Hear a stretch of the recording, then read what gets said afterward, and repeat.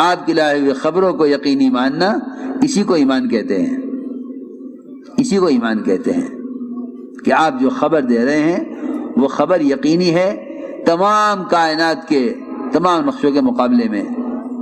اگر اس پر ایمان نہ لائے گا، اگر اس پر ایمان نہ لایا تو یہ کائنات کے حالات کے اعتبار سے، دنیا کے حالات کے اعتبار سے چلے گا، حکم کے اعتبار سے نہیں چلے گا۔ یہ چلے گا حالات کے اعتبار سے، کائنات کے اعتبار سے، حالانکہ چلنا چاہیے حکم کے اعتبار سے۔ اس لیے سب سے پہلا بنیادی کام یہ ہے، سب سے پہلی بنیادی آواز یہ ہے انبیاء علیہ السلام کی کہ نظام کائنات میں جتنے بھی تغیرات ہیں ان کا کائنات سے کوئی تعلق نہیں ہے۔ یہ پہلا سبق یہ سکھلایا گیا کہ نظام کائنات کا کائنات سے کوئی تعلق نہیں ہے، ورنہ سب سے بڑا شرک اور سب سے بڑی مصیبت جو پڑی ہے مسلمانوں پر وہ یہ کہ اللہ کو نہ جاننے والوں کی طرح، اللہ کو نہ جاننے والوں کی طرح کائنات کی شکلوں کو اصل سمجھ کر انہی کو اپنے اللہ کے درمیان ذریعہ سمجھ لیا جائے، اور انہی کائنات کی شکلوں کو ان کے درمیان جو تغیرات پیش آتے ہیں ان تغیرات کو انہی کائنات کے نقشے سے جوڑ دیا جائے۔ میری بات تو جسے سننا بہت، ان کو جہاں سے نفع نظر آئے گا یہ وہاں جھک جائیں گے۔ زمین غلہ دے رہی ہے، آؤ زمین کا شکریہ ادا کریں۔ میں کچھ ضروری بات عرض کر رہا ہوں، زمین غلہ دے رہی ہے، آؤ زمین کا شکریہ ادا کریں۔ کہ نہیں، زمین غلہ نہیں دے رہی ہے، غلہ اللہ دے رہے ہیں۔ زمین اللہ کی قدرت کا مظہر ہو سکتا ہے، زمین ذریعہ نہیں ہے، زمین ذریعہ نہیں ہے۔ ہم تو زمین کے ذریعہ ہونے کا انکار کریں، اور وہ جو اللہ کو نہیں مانتے وہ زمین کو ہی معبود سمجھتے ہیں کہ آؤ زمین کا شکریہ ادا کریں کہ زمین سے غلہ ملا ہے۔ بالکل نہیں۔ میرے دوستو عزیزو، ابراہیم علیہ السلام نے جب شکلوں کا انکار شروع کیا تو پہلے ستارے کا، پھر چاند کا، پھر سورج کا، ان کے انکار کا اصل مقصد یہ تھا کہ میرے اللہ کے درمیان کوئی شکل حائل نہ ہو، میرے اللہ کے درمیان کوئی شکل داخل نہ ہو۔ اس لیے کہ جو سمجھتے ہیں کہ ستاروں سے ہوتا ہے وہ نجومی کہلاتے ہیں، جو سمجھتے ہیں ستاروں سے ہوتا ہے وہ نجومی کہلاتے ہیں، جو سمجھتے ہیں کہ زمین سے ہوتا ہے وہ زمین کے پجاری کہلاتے ہیں، جو سمجھتے ہیں کہ سورج سے ہوتا ہے وہ مجوسی کہلاتے ہیں۔ ابراہیم علیہ السلام نے ان تمام شکلوں کا انکار کر کے اعلان کیا کہ میں نے اپنے رخ کو بنے ہوئے سے بنانے والے کی طرف پھیر لیا ہے۔ اصل بات یہ تھی کہ کائنات کی جتنی بھی شکلیں ہیں ان تمام شکلوں سے نہ ہونے اور محض اللہ کی ذات عالی سے براہ راست اللہ کے امر سے ہونے کے یقین پر آؤ۔ یہی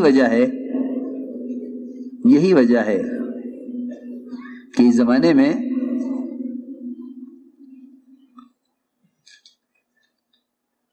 ماہر موسمیات کہیں گے بارش نہیں ہوگی تو یہ کہیں گے بارش نہیں ہوگی، ماہر موسمیات کہیں گے بارش ہوگی تو یہ کہیں گے بارش ہوگی۔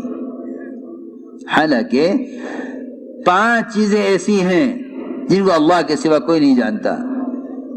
قیامت کب قائم ہوگی کوئی نہیں جانتا، بارش کب برسے گی کوئی نہیں جانتا، عورتوں کے رحم میں کیا چیز تیار ہو رہی ہے اس کو کوئی نہیں جانتا۔ وہ تو جاہل ہیں جو یہ کہتے ہیں کہ بچہ ہے یا بچی، ہم بتلا دیں گے کہ یہاں بچے بچی کا سوال ہی نہیں ہے.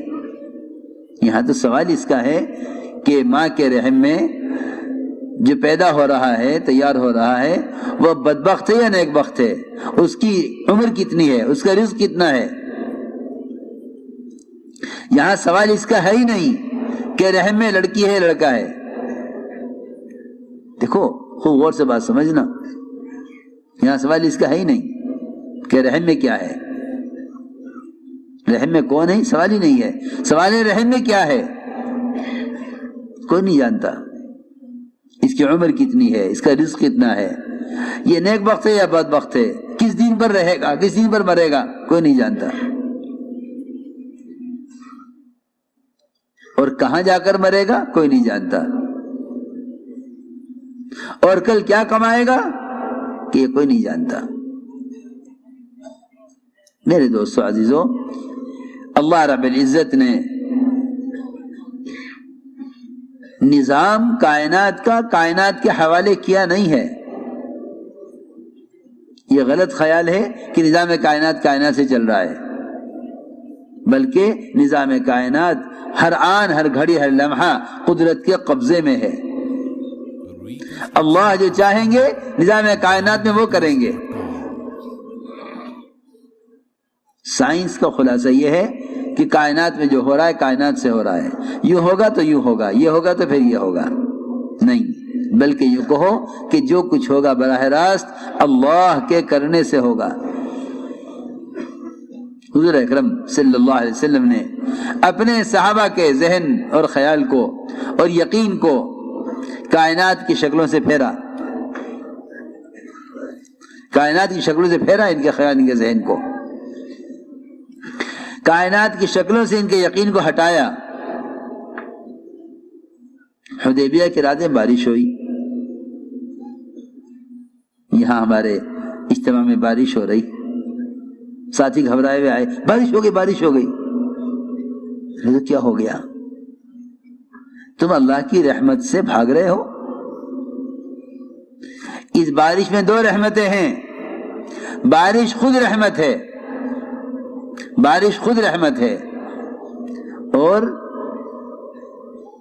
اس راستے کی تکالیف، وہ تو اتنے فضائل بتائے گئے تھے اس راستے کی تکالیف کے کہ صحابہ کرام اس راستے کی تکالیف کو ایسے مانگا کرتے تھے جیسے ہم کسی بیمار کے لیے راحت مانگتے ہیں. صحابہ اس راستے کی تکالیف کو اللہ سے ایسے مانگتے تھے، کیا ہم کسی بیمار کے لیے صحت مانگیں گے جیسے وہ بیماری مانگتے تھے. لوگ یہ سمجھتے ہیں کہ انتظام خراب ہو گیا، نہیں، بلکہ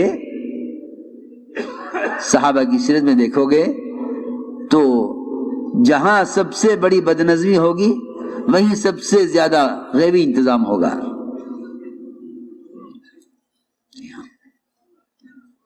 میں نے تو یہ غور کیا کہ اللہ رب العزت دیکھنا چاہتے ہیں اس مجمع کو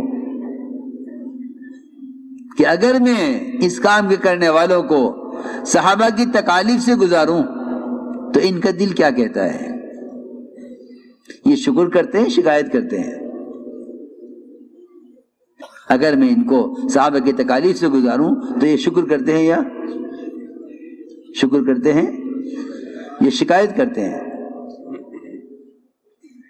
میرے نزدیک تو اس سے بڑی رحمت کوئی نہیں کہ اس بارش کے ذریعے اللہ رب العزت اس مجاہدے پر اللہ رب العزت قبول فرما لے اور ہم سے اللہ تعالی صحابہ کی طرح کام لے لیں.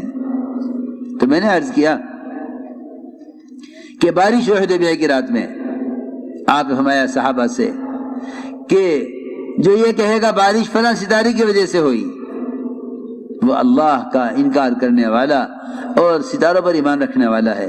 جو کہے گا بارش اللہ کے حکم سے ہوئی، وہ اللہ پر ایمان رکھنے والا اور ستاروں کا انکار کرنے والا ہے. اس لیے دوستو نظام کائنات کا کائنات سے کوئی تعلق نہیں، بلکہ نظام کائنات کا